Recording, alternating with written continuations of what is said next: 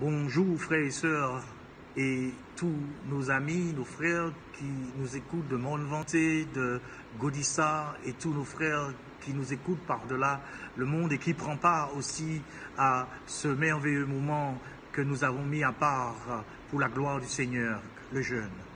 Avant d'aller plus loin, je vous invite à prier avec moi. Seigneur, nous voici devant toi. Nous prosternons devant toi. Nous reconnaissons, Seigneur, que nous avons besoin de nous améliorer. Nous avons besoin, Seigneur, de grandir. Nous avons besoin de ta sainteté. Nous avons besoin de ta pureté. Alors, en ce jour, Seigneur, nous nous humilions. Nous venons, Seigneur, ensemble à tes pieds afin d'entendre ta voix, de recevoir tes instructions. Nous voulons vraiment, à travers ce jeûne, que tu nous purifies, que tu nous sanctifies, que tu nous laves et que la gloire de l'Éternel soit sur notre vie. Sois béni et conduis-nous à travers ta parole, dans le nom de Jésus. Amen. Béni soit l'Éternel pour ce merveilleux moment qu'il nous donne à mettre à part pour nous rapprocher beaucoup plus près de lui en tant que fils et filles de Dieu. Ce matin, dans notre réflexion sur le fruit de l'esprit, nous parlons de la tempérance. Nous comprenons combien il est important de manifester le fruit de l'esprit. Je me souviens de notre dernier fils, lors du passage de son adolescence, mon autorité était mise à rude épreuve.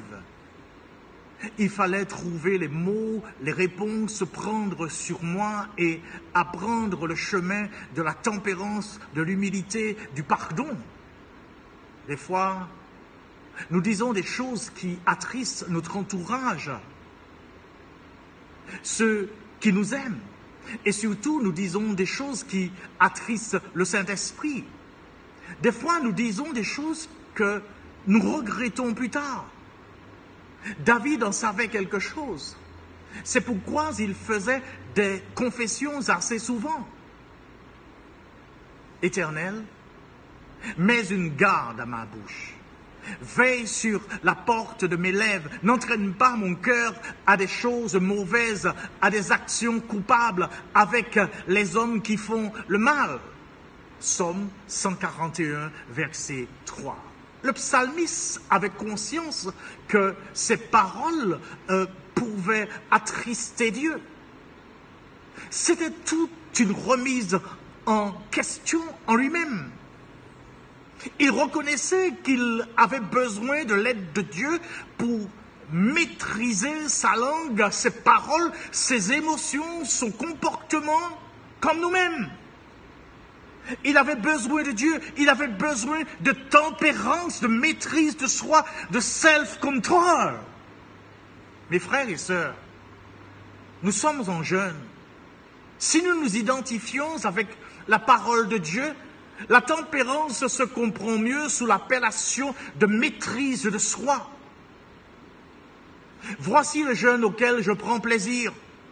Détache les chaînes de la méchanceté. Dénoue les liens de la servitude, renvoie libre les opprimés et que rompe toute espèce de joug. Partage ton pain avec celui qui a faim et fais entrer dans ta maison les malheureux sans asile. Si tu vois un homme nu, prouve-le et ne te détourne pas de ton semblable. Alors ta lumière poindra comme l'aurore et ta guérison germera promptement. Ta justice marchera devant toi. Alors la gloire de l'Éternel t'accompagnera, alors tu appelleras et l'Éternel répondra. Tu crieras et il dira, me voici. Si tu éloignes du milieu de toi le joug, les gestes menaçants et les discours injurieux, si tu éloignes de toi les mauvais comportements, si tu éloignes de toi tout ce qui n'est pas de la tempérance, si tu éloignes de toi le péché, si tu éloignes de toi toutes les choses qui attristent le Saint-Esprit, si tu éloignes de toi tout ce qui est de la chair et de leurs œuvres. Mes frères et sœurs, observez une mandarine. Il y a plusieurs tranches dans un seul fruit. Tout comme l'amour, la joie, la paix, la patience, la bonté, la bénignité, la fidélité, la douceur, la tempérance constituent le fruit de l'esprit auquel nous ne pouvons accéder sans l'aide du Saint-Esprit. Si on regarde bien, l'un ne peut pas aller sans l'autre. Aujourd'hui, nous avons besoin de son aide. Dieu nous appelle à porter du fruit. Venons à travers ce temps de jeûne nous humilier sous sa puissante main. Venons ensemble lui dire que nous avons besoin de lui. Venons ensemble lui dire que nous aspirons à être transformés par lui. Dieu nous appelle à porter du fruit. Venons ce matin et ouvrons notre cœur. L'apôtre Paul nous dit, la chair produit des œuvres. Et quand nous regardons le texte, nous comprenons que la chair, c'est les œuvres qu'elle produit. Mais l'esprit produit du fruit. Paul dit, ceux qui sont à Jésus-Christ ont crucifié la chair avec ses passions et ses désirs. Si nous vivons par l'esprit, marchons aussi selon l'esprit. Que le Seigneur nous bénisse. Et humilions-nous ce matin. Nous avons besoin de l'esprit. Nous avons besoin du fruit de l'esprit. Prions le Seigneur. Nous faisons appel à toi, Seigneur. Tu connais nos vies. Rien ne t'est caché. Tout est à nu et à découvert devant ta face.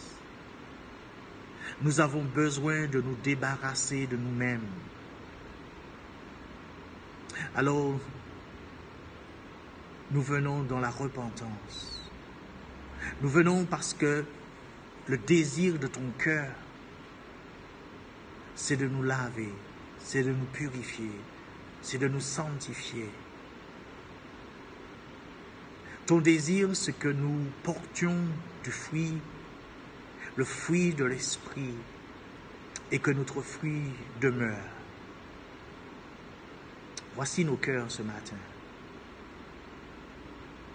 Nous savons que tu es présent. Nous savons que tu ne donnes jamais ta gloire à un autre.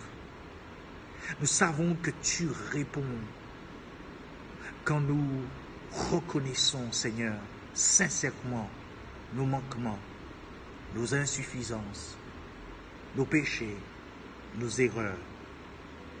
Purifie-nous ce matin et fais-nous grâce dans le nom de Jésus que nous t'avons prié et pour ta gloire. Amen. Que le Seigneur continue à nous transformer. À lui seul soit la gloire.